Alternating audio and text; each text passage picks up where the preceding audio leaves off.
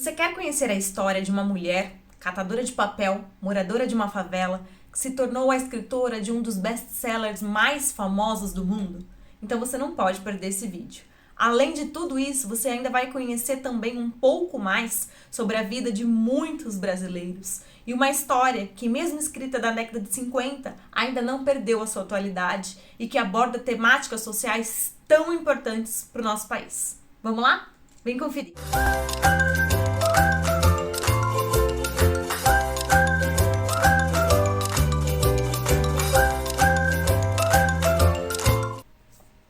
Oi pessoal, tudo bem com vocês? Hoje a gente vai falar um pouquinho sobre Quarto de Despejo, Diário de uma Favelada, de Carolina Maria de Jesus. Carolina Maria nasceu em Sacramento, em Minas Gerais, e na busca de uma vida melhor, decidiu ir para São Paulo, para conquistar um bom emprego, uma condição de vida mais digna, vamos dizer assim. Como é a realidade de muitas pessoas, historicamente falando, e até hoje isso acontece com muita frequência. Porém, quando Carolina Maria de Jesus foi para São Paulo, ela passou a morar na favela do Canindé, uma das primeiras favelas de São Paulo, onde se encontra hoje, a Marginal Tietê. Era ali onde era a favela que Carolina Maria morava. Obviamente que as condições de vida não foram fáceis para ela. Ela cursou até o 2º ano primário, porém, Carolina, apesar de ser catadora de papel e etc., ela tinha um hábito frequente de escrever e de ler. E eu costumo dizer que é isso que mudou a vida, o caráter e a visão de Carolina sobre diversas esferas sociais. Esse livro ele vai trazer para vocês diversos temas muito importantes para formar repertório para redação, repertório para boas conversas, para abrir, estimular o senso crítico da sociedade para várias temáticas sociais importantes e que não podem ser esquecidas, e por isso ele ainda é um livro tão atual e tão importante. Foi traduzido aí em mais de 40 países, em mais de 13 línguas e etc. A autora, inclusive, foi reconhecida por autores famosos da nossa literatura. Clarice Lispector, Manuel Bandeira, entre outros. Enfim, num belo dia, Aurélio Dantas, um jornalista, decidiu ir até a favela do Canindé para saber um pouco sobre a realidade das pessoas que moravam naqueles barracos. E aí, então, ele se deparou com Carolina.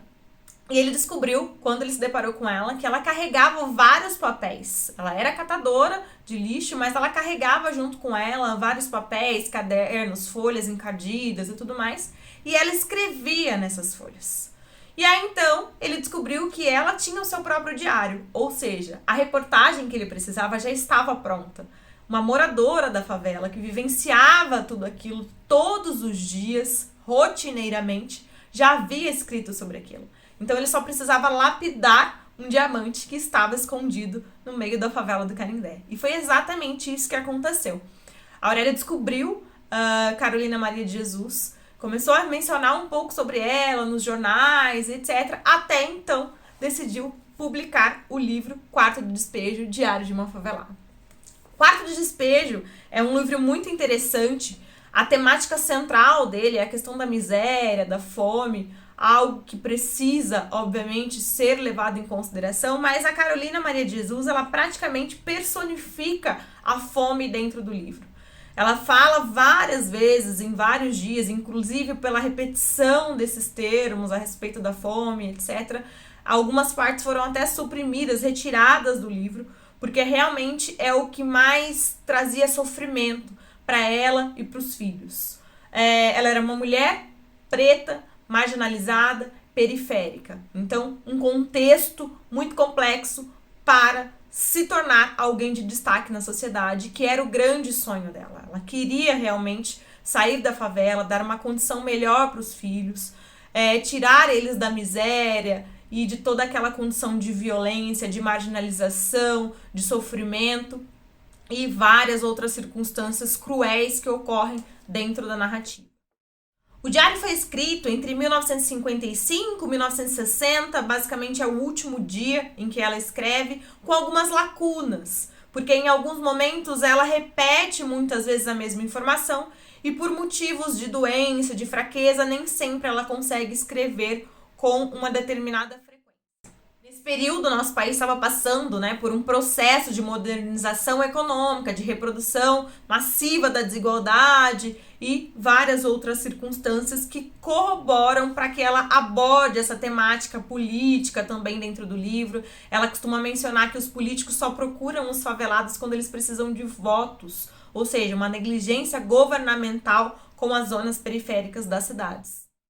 Dentro dessa história, nós vamos nos deparar em vários momentos com a luta pela sobrevivência da Carolina Maria de Jesus. Ela não estava lutando para sobreviver apenas, mas também para manter os filhos vivos. E com isso ela vencia dia após dia as dificuldades de ser discriminada, de sofrer racismo diversas vezes, que também é uma temática importante dentro da obra, e principalmente o fato de não ter o que comer. Ela comia linguiças podres que os frigoríficos jogavam no lixo, que muitas vezes jogavam produtos químicos nessas linguiças para que os catadores de lixo não se alimentassem daquilo, porém muitas vezes era a única coisa que ela tinha para pôr na mesa para os filhos. Ela conseguia alguns cruzeiros por muitas vezes, né? Pouco, obviamente, para o que eles precisavam se sustentar, mas fruto do trabalho dela e aquilo que ela conseguia trazer para a mesa dos filhos e manter eles minimamente alimentados, óbvio que em condições de miséria avassaladora. Uma coisa importante que a gente pode falar sobre esse livro é o próprio título, Quarto de Despejo. Por que esse nome? Carolina decidiu que quarto de despejo é realmente a representação das nossas casas. Todas as casas têm a sua sala de visita, a sua sala de jantar e tem aquele quarto de despejo, que é o local onde se joga as bagunças, as coisas que são descartáveis e não usáveis para nós no dia a dia. E ela considerava que o quarto de despejo de uma cidade era a favela, onde os moradores eram jogados como trapos inutilizáveis. É muito importante nós mencionarmos, que também é um repertório interessante para utilizar em redação e etc., a importância da leitura e da escrita na vida da Carolina. Inclusive, ela menciona em alguns momentos para o Aurélio Dantas, né, por que ela teve essa motivação de escrever e de ler e etc., e ela fala que quando ela não tinha o que comer, em vez de xingar, eu escrevia. Ou seja, era o refúgio que ela tinha. E qual era o motivo dela para ler um livro? Para adquirirmos boas maneiras e formarmos o nosso caráter. E é interessantíssimo porque, mesmo com todo o contexto que ela vivia, a gente percebe a vida de uma mulher que procurava o tempo todo ser digna, ter empatia, dar para o outro aquilo que nem mesmo ela tinha para pôr sobre a mesa. Ela sempre partilhava, ela sempre procurava o respeito, fugir da violência, exercitar o diálogo ao invés da agressão e vários outros fatores. Ou seja, a condição de uma pessoa não determina o caráter dela. E essa é uma abordagem interessantíssima dentro dessa história. Uma outra questão que aparece também de forma muito latente dentro do livro é a fé. Carolina Maria menciona em vários momentos Deus, que é o que move ela, que não deixa de existir. Inclusive, em vários momentos, ela chega a pensar em suicídio. Tem um dia que ela relata, porque o livro é escrito em formato de diário, e ela relata que ela não só queria se suicidar, como ela queria propor isso aos filhos. Porém, ela acreditava que dias melhores viriam e a fé dela movia essa esperança. Então, por várias vezes, ela não cometeu o suicídio em virtude da sua fé e de tudo aquilo que ela acreditava. Vários contextos de favela são abordados dentro dessa obra, como a violência, mulheres que batiam em crianças, mulheres que se agrediam umas às outras, outras que apanhavam dos seus companheiros, etc. Assim como a gente vê também o abandono, né? E a negligência com as crianças, com os jovens que se envolviam em brigas.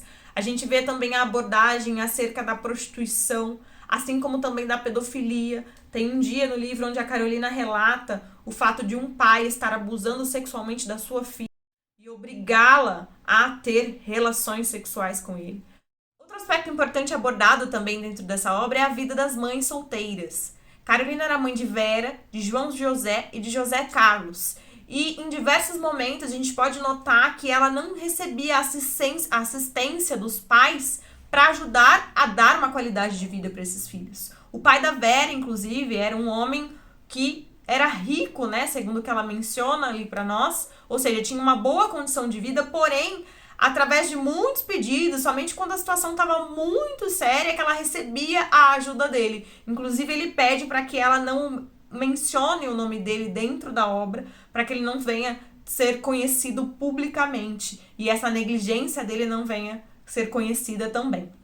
Enfim, isso mostra a realidade de muitas mães no nosso país, infelizmente. A desigualdade social, a exclusão social, o racismo, inclusive ela sofre racismo por um homem negro que acaba xingando ela de preta, imunda e etc. Acontecem também diversos dias dentro da narrativa.